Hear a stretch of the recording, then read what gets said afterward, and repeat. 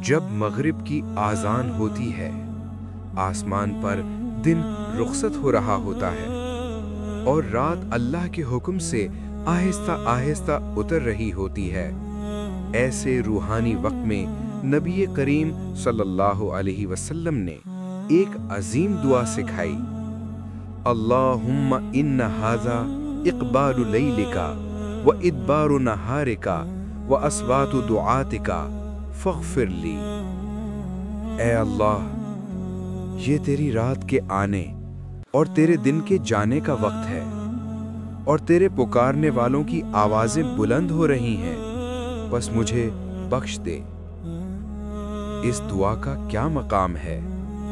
یہ وقت دعاؤں کی قبولیت کے خاص اوقات میں سے ہے۔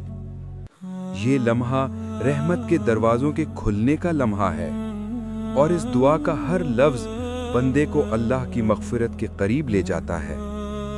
تو آج سے جب بھی مغرب کی آذان ہو، ایک لمحے کے لیے رک جائیے اور یہ کلمات ضرور پڑھیے، کیونکہ شاید یہی دعا ہماری بخشش کا سبب بن جائے۔